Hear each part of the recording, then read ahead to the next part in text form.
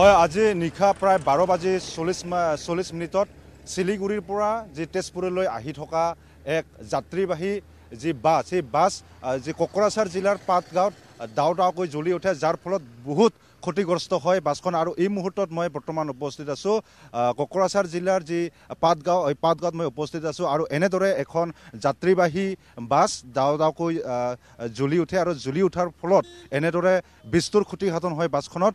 আৰু ইয়াত যিগৰাকী বাছৰ চালক আছে, মই তেখেতৰ সৈতে কথা পাতিবলৈ যত্ন কৰিম। আচলতে ঘটনাটো কেনেদৰে সংঘটিত হৈছিলে আৰু কি হৈছিলে জানিব চেষ্টা কৰিম।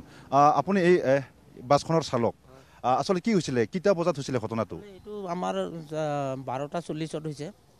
তাৰপিছত আমি যেতিয়া আহি আছোঁ তেতিয়া মানে পিছফালৰ পৰা মানে জুইটো লাগি আহে, মানে আমাৰ পিছফালৰ পৰা জুইটো লাগি আহোঁতে মানে আমি পিছফালে লগা জুইটো লগাৰ কাৰণে আমি মানে গম পোৱা নাই, মানে আগফালে লাগিলে গম পালোঁ হয়, পিছফালৰ পৰা লগাৰ কাৰণে আমি জুইটো গম পোৱা নাই। তো যেতিয়া আহি পেলাই যেতিয়া ওচৰত আহি পাইছে তেতিয়া গম পাওঁ মানে জুইটো যে লাগিছে। মোৰ তাত যিমানখিনি পানী আছে ঢালিছোঁ, মানে এইখিনিতো মই ঢালিছোঁ, নুমাব পৰা নাই মানে। তাৰপিছত পেচেঞ্জাৰক হাল্লা কৰি দিছোঁ নামিবৰ কাৰণে। বাকীকেইটা আগফালেদি নামিলে, বা বাকীকেইটা যোনখিনি ফচি আছিলে পিছফালে, ধোঁৱাটো পূৰা ওলাই গ'ল না, ওলাব পৰা নাই। তাৰপিছত ইহঁতক গ্লাছ ভাঙি পেলাই ওলোৱা হৈছে ইহঁতক। কিমানজন যাত্ৰী আছিলে? আমাৰ 22জন আছিলে। তাৰপিছত মহিলাও আছিলে 2-3জনমান। মহিলাকেইটা আগফালে দিয়ে ওলোৱা হৈছে।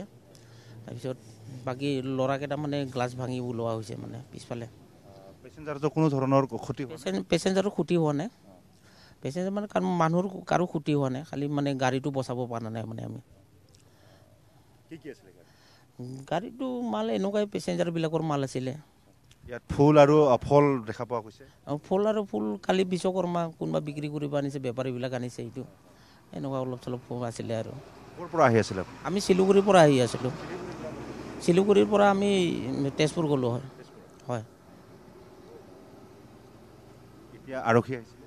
হয়। তাৰপিছত যেতিয়া জুই জ্বলিছিলে কেনেকৈ নুমাবলৈ সক্ষম হ'ল আপোনালোক? তাৰপিছত ফায়াৰ ব্ৰিগেড আহিছে, 4টা ফায়াৰ ব্ৰিগেড আহিছে, নমাইছে। তাৰপিছত আহি পেলাই হয়, নমাইছে। নাই, সোধা হোৱা নাই। মালিকটো আমাৰ ঢেকীয়াজুলিৰ। হয়, মহাবীৰ চেতিয়া। হয়, জনোৱা হৈছে, ৰাতিতে জনোৱা হৈছে। মালিকে আহিম কৈছে, কি কয় এতিয়া আহি পেলাই। গাড়ী নম্বৰটো AR001M9024।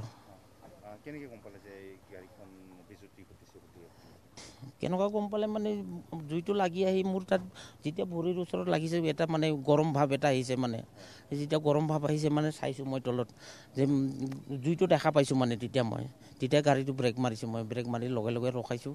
তাৰপিছত বন্নাটো খুলি পানী মাৰিছোঁ, নুমাব পৰা নাই মানে মই। 22জন আছিলে।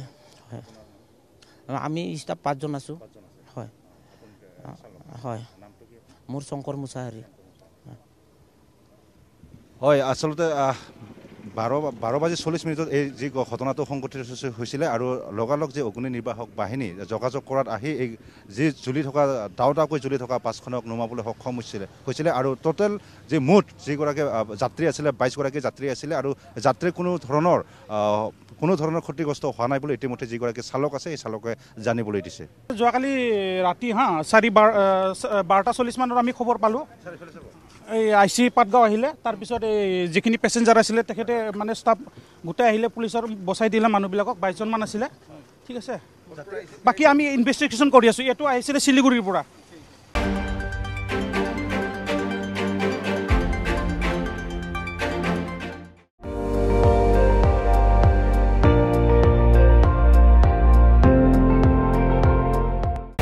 আপুনি চাই আছে ND24, সৰ্বশ্ৰেষ্ঠ নহয়, সৰ্বোত্তমৰ দৌৰ।